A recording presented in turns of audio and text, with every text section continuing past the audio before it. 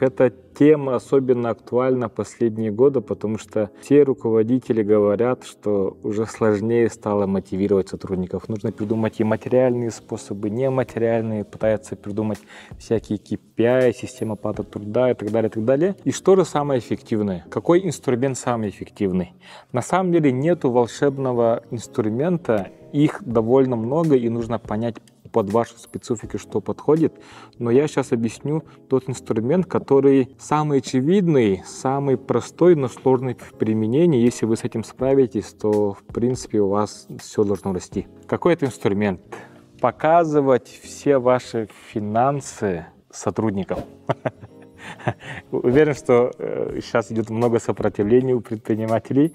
Все предприниматели не хотят показывать свои цифры сотрудникам, но объясню, почему это важно. Допустим, вот есть бизнес, у которого месячная выручка 10 миллионов рублей, например, да? И глупые люди, глупые сотрудники думают, что все эти 10 миллионов рублей идут в карман предпринимателя. Конечно же, это не так. Есть расходы. Более-менее адекватные люди, сотрудники говорят, понимают, что, наверное, 6 миллионов рублей идут поставщикам, и 4 миллиона рублей – это прибыль, идет в карман предпринимателя. Но более-менее адекватные сотрудники, они понимают, что есть еще расходы на зарплату, налоги и так далее. И они понимают, что, наверное, с маржи 4 миллиона чистая прибыль где-то 1-2 миллиона. И они понимают, что это все идет в карман предпринимателю. Они так думают. Но если реально все посчитать, все рассчитать и так далее. Бывает так, что прибыль бизнеса, операционная прибыль, кажется 1 миллион, но из которых там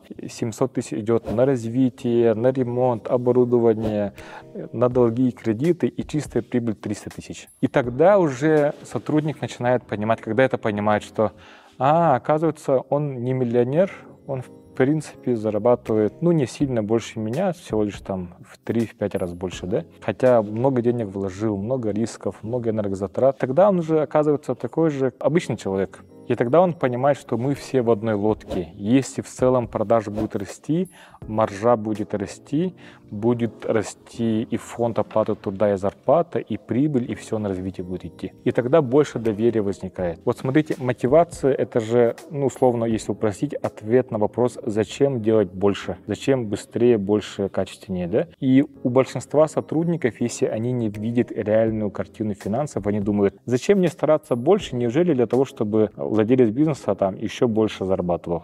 Он и так много зарабатывает, 10 миллионов, например, да? И, конечно, мотивации мало. Но если он понимает все цифры, уже понимает, какая реальная картина, тогда у него есть понимание, что в принципе, чтобы росла и прибыльность, и зарплата, и деньги на развитие бизнеса, тогда мы все в одной лодке, и давайте вместе это будем реализовывать. Это очень сложно объяснить команде, но когда оцифровать хотя бы, да, тогда человек понимает реальную картину, и уже всякие глупые мысли не лезут, и тогда он уже адекватно начинает планировать. Сначала нужно показать цифры, при этом нужно показать правильно, иногда неправильно показываются.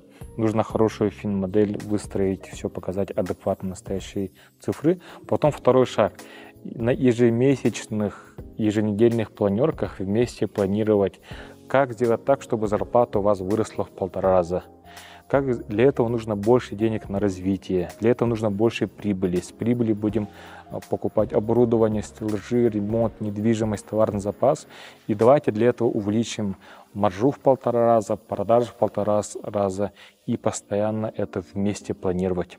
И недостаточно один раз планерки делать. Нужно на постоянной, системной, еженедельной, ежемесячной основе, чтобы люди видели изменения, что реально они постарались, показатели выросли, прибыль выросла, и с этой прибыли пошли деньги на ремонт, оборудование и так далее. И тогда уверенность у сотрудника растет, что это наше общее дело, общий вклад, и давай работать больше и сильнее. Вот это больше всего мотивирует сотрудника. Конечно, здесь есть много нюансов. Если делать это неправильно, может быть даже хуже. У всех разный опыт этого применения, но мы, как консультанты, это уже умеем внедрять. Конечно, есть много нюансов. Если это сделать неправильно, организовать, то все может быть даже хуже, чем сейчас есть.